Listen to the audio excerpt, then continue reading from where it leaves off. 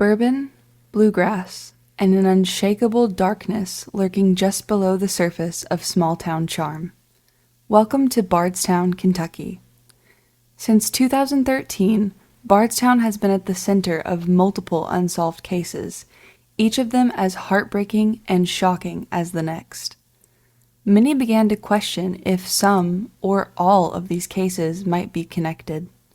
Now, 10 years after the case that brought these stories to national attention, answers are being revealed. With these answers comes justice, but also more questions. Join us as we dive back into the tangled web of mystery, corruption, and deception still looming over this otherwise quiet town.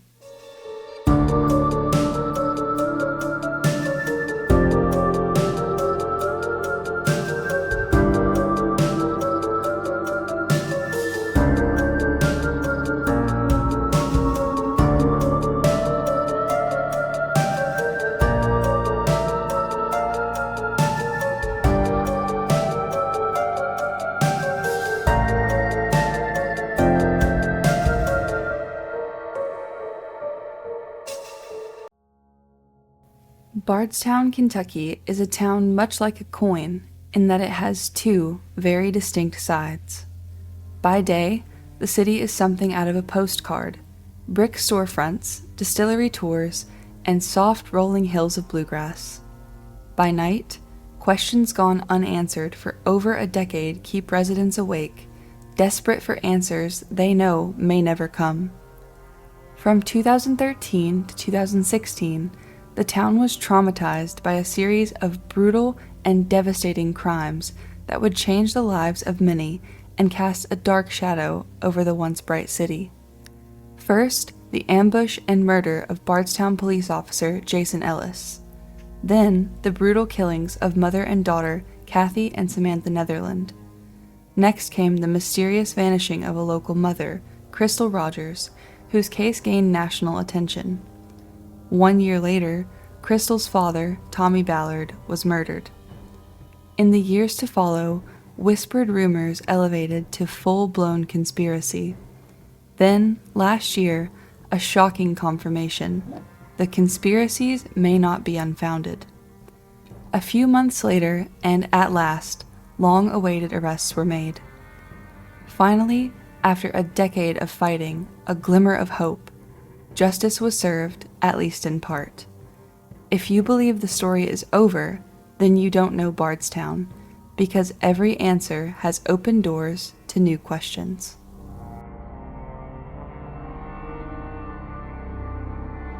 To understand the context of this twisted tale, we must first revisit the cases that earned Bardstown such a sinister reputation for what would otherwise be a charming town. The first case was that of Officer Jason Ellis, a canine officer on the Bardstown Police Department force. Officer Ellis had been working on May 25, 2013, after he agreed to pick up that shift to help out. Just after 2 a.m., he radioed the dispatch to signal that he was clocking out and heading home. As Officer Ellis took exit 34 from the Bluegrass Parkway, he saw tree limbs and debris blocking the roadway. Fearing the blockage might cause an accident, Officer Ellis pulled over to clear the road. Before he could react to defend himself, Officer Ellis was shot multiple times in the head, neck, and between the seams of his Kevlar vest. A passing motorist stumbled upon the scene and reported it to dispatch, but it was too late to save Officer Ellis. He was pronounced dead at the scene shortly thereafter. Less than a year later, on April 21, 2014, mother and daughter Kathy and Samantha Netherland were brutally murdered in a senseless killing with no apparent motive. Kathy was a teacher at Bardstown Elementary School, and Samantha was a sophomore at Bardstown High School. Both were beloved by their friends, family, and community. When they both suspiciously were absent from school and work the next day, police went to their house for a wellness check. Inside, they found a scene that a responding officer could only describe as brutal, disturbing, and evil. Kathy had been stabbed and suffered multiple gunshot wounds. Samantha had been beaten, stabbed, and had her throat slit. The level of violence seemed to suggest a personal vendetta. The two were beaten so savagely that blood had spattered the walls and ceilings of their home. Other than a short security camera clip of a black Impala and a shadowy figure strolling across the porch, authorities were left with no leads and no answers. Then came the case that would bring the FBI to Bardstown and draw national attention all over: the disappearance of Crystal Rogers. The 35-year-old mother of 5 went missing over the 4th of July weekend in 2015. A short time after her disappearance, her car was found abandoned with a flat tire along the side of the Bluegrass Parkway, with her phone, purse, and keys sitting in the passenger seat. Crystal's parents, Sherry and Tommy Ballard, dove in headfirst in an effort to find their daughter. Tommy put together a group called Team Crystal, an organization of concerned locals all focused on helping find Crystal. A series of searches were conducted, and many believed that Crystal's boyfriend, Brooks Houck, was either responsible for Crystal's disappearance, or at the very least knew what happened to her. While authorities scrambled for information, Sherry and Tommy kept fighting, refusing to sit back and wait for answers to come. In 2016, Tommy shared with those close to him that he was close to uncovering a major break in Crystal's case, and once he had finalized the details, he planned to take what he knew to the police. Unfortunately, Tommy would never get the opportunity to do so. In November of 2016, more than a year after Crystal had vanished, Tommy had taken his grandson out to hunt on family property adjacent to the Bluegrass Parkway. While out hunting, Tommy was shot intentionally by an unknown male subject. The murder of Tommy Ballard ignited a firestorm of speculation. It's easy to connect Tommy's murder with Crystal's case. Shortly after Tommy revealed he was close to a big break, someone had permanently silenced him. Though these two cases have an indisputable connection, many believe they are not the only cases that might be linked. Shortly after Crystal Rogers was reported missing, Brooks Houck was in an interview with a detective from the Bardstown Police Department. He insisted he had no idea what happened to Crystal, and according to his statements, they had visited the Houck family farm on the evening of July 3rd, after which they'd gone straight home and Crystal had played games on her phone until she went to sleep. During the interview, the video recordings of which are available online, Brooks received a phone call. He spoke briefly with the caller, asking if they were telling him that he should stop the interview and walk out. Shortly after ending the call, Brooks declined to answer any further questions and left the police station. This strange phone call had come from none other than Brooks' brother, Nick Houck, who just so happened to be a police officer with the Bardstown Police Department. Later, Nick was fired from this position for alleged violations of ethics laws and policy and procedure. The situation with Nick is hardly the tip of the iceberg when it comes to corruption in Bardstown's police force. About a year after Crystal vanished, Captain Tom Ruby was fired after being seen shredding documents and wiping his computer hard drive. A city employee testified that the documents Captain Ruby had been shredding included Drug Task Force case files.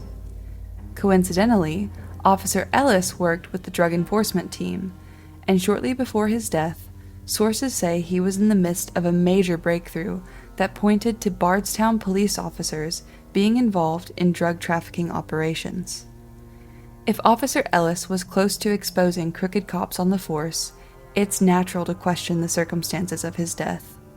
After all, who else would have known exactly what time he'd be getting off work, which path he would take home, that he'd be driving a different vehicle and without his canine partner Figo, or exactly where to aim between the seams of his vest? Could Officer Ellis have been targeted by his fellow officers, desperate to keep their skeletons in the closet? It certainly seems that the local police force in Bardstown has something to hide. As recently as 2025, Nelson County Sheriff and Chief Deputy were removed from their positions and indicted on charges of misconduct and wrongdoing, after allegedly selling vehicles being held in evidence. Many have speculated that the FBI involved themselves in Crystal's case thanks to this evident corruption that clearly runs deep. As much as Bardstown's police officials insisted there was no cover-up, pointing blame at the public for fanning the flames of conspiracy, the facts tell a different story. This brings us to Kathy and Samantha Netherland, a mother and daughter who were loved by all that knew them and had never made enemies or been involved in anything close to illegal. With no enemies and nothing to hide, why were these women so viciously attacked? There are some who believe their cases may also be linked to the others, though the evidence is less prevalent. Kathy was a teacher, and Amy Ellis, wife of Officer Jason Ellis, frequently worked at Kathy's school as a substitute teacher. Reportedly, Amy and Jason's son had been a student of Kathy's. Is it possible that Kathy overheard something she was never meant to hear? 2023 brought a major update to a case so closely followed by so many. After years of searching for answers, an arrest was finally made in connection to the disappearance of Crystal Rogers. After the FBI took over the case in 2020, there was a renewed sense of hope that justice may finally come. In 2023, a special prosecutor was appointed to oversee both Crystal and Tommy's cases. Finally, on August 15, 2023, the first arrest was made. Joseph Lawson, a former employee of Brooks Houck, was arrested by Kentucky State Police on charges of tampering with physical evidence and conspiracy to murder. A month later, in September, the long-awaited day finally came. Brooks Houck was indicted and arrested on murder charges. Then, in December, another former employee of Brooks and father of Joseph Lawson, Stephen Lawson, was also arrested on the same charges as his son.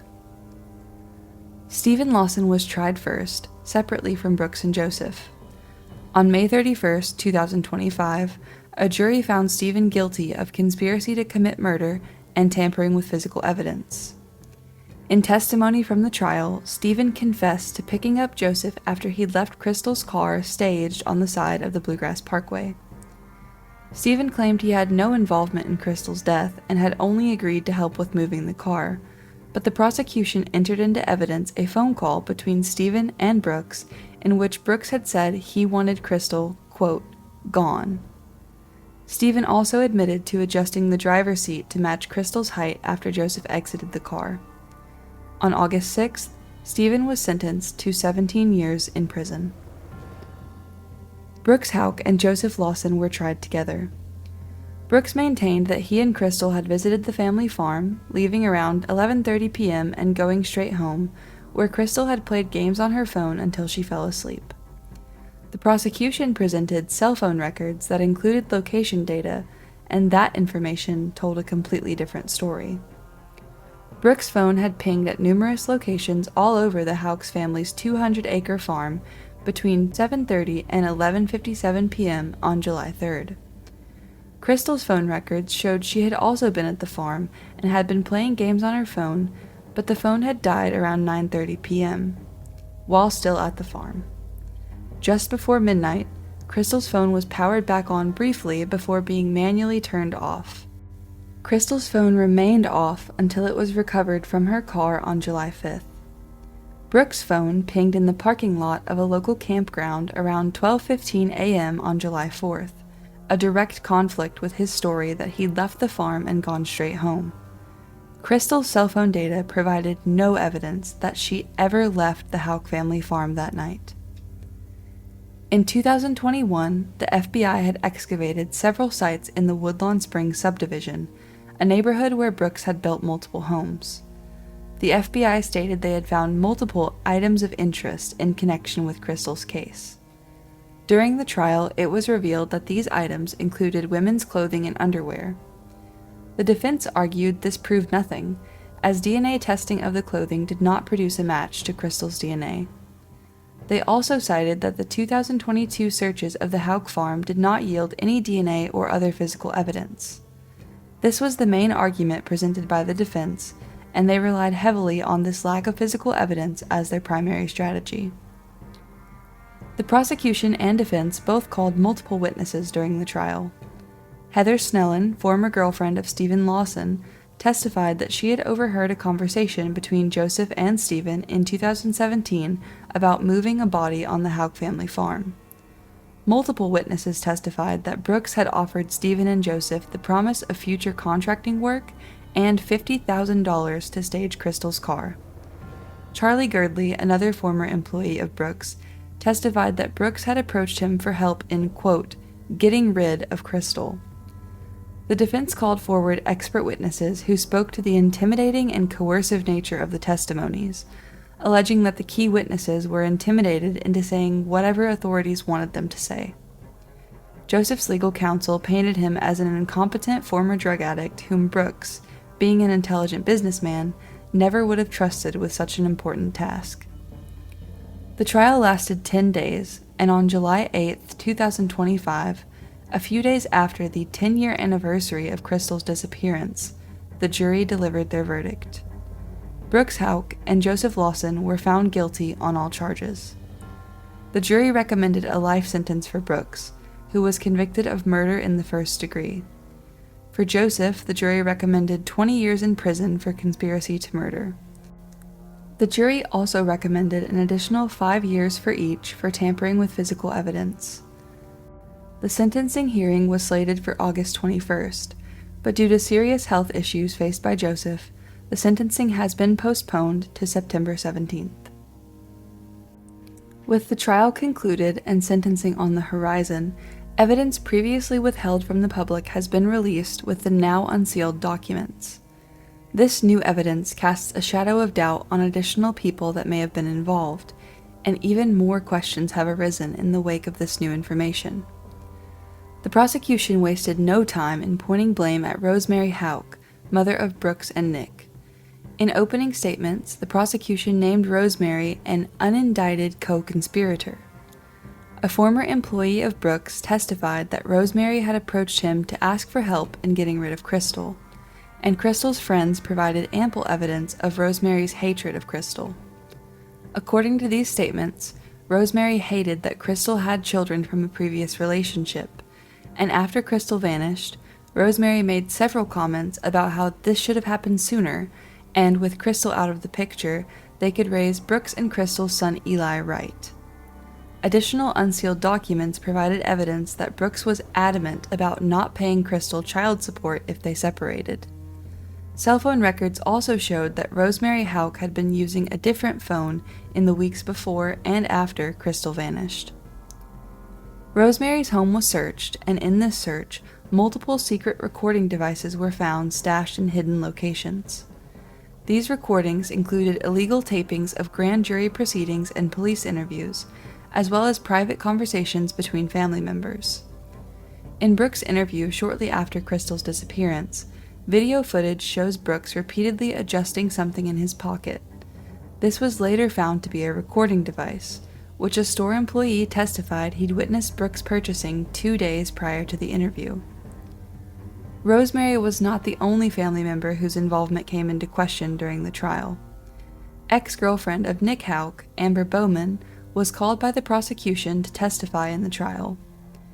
Amber said Nick had left home in the morning of July 3rd to help Brooks with a rental property. Amber and Nick were in the process of moving homes, and when Nick did not return home or check in, Amber had called him 15 times before finding his phone turned off at the new house.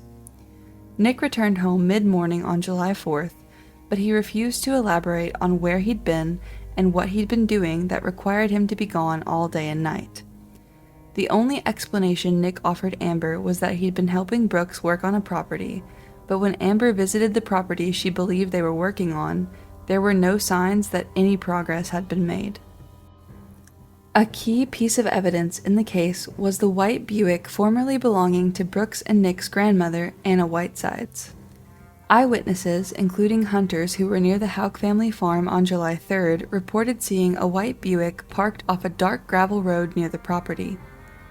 Tommy Ballard had taken a special interest in the vehicle, and on April 28, 2016, Tommy put out photos of the vehicle on social media in a desperate plea for any information he could find after Anna had invoked the Fifth Amendment and blocked authorities from accessing the vehicle. A few days after Tommy's post, on May 2nd, Anna and Nick were seen on surveillance video in Louisville, Kentucky, attempting to sell the car to a local dealership. The sales manager was brought in to testify in the trial, and he claimed that Anna and Nick had insisted nobody inspect the car prior to the sale. When the sales manager refused to buy a car he couldn't inspect, Anna and Nick drove to a different dealership and sold the car. Authorities obtained possession of the vehicle, and inside, they found a hair that matched Crystal's length and color. Canine handler Terry Benjamin and his cadaver dog were brought to search a car lot where the Buick was parked. The dog alerted to the trunk of Anna's car, indicating the scent of human remains had been detected. This evidence and testimony played a crucial role in convicting Brooks in the absence of a body or other physical evidence. With the shocking information revealed in the unsealed court documents, those who have followed the cases in Bardstown are desperate for answers that still evade us. In 2024, Special Prosecutor Shane Young revealed the evidence in Crystal's case had amassed to over a terabyte of storage.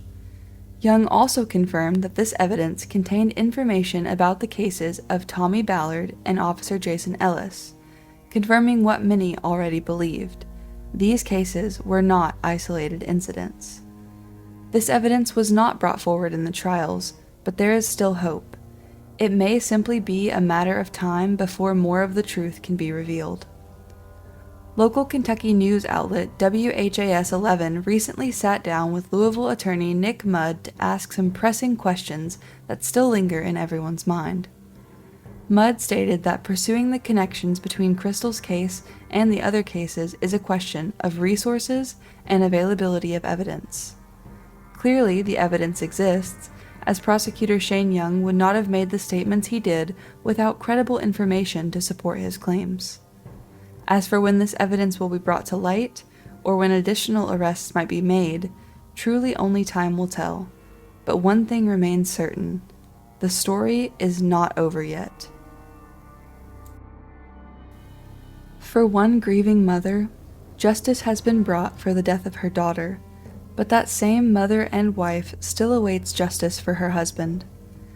A family still waits for justice for their father, and a community for one of their finest, who took his oath to serve and protect to heart. A daughter left behind still waits for justice for her mother and sister. A city is still waiting for answers, and those answers will only come through unraveling the darkness and corruption that refuses to be rooted out. One chapter may be closing, but the story is far from finished. The ongoing investigation into the cases and conspiracy of Bardstown, Kentucky, will remain here as we all wait, as yet another tale from the underworld. If you enjoyed this true crime story, don't forget to like and subscribe and let us know what you think in the comments. Want to watch another chilling tale from the underworld? Check out these other videos on screen.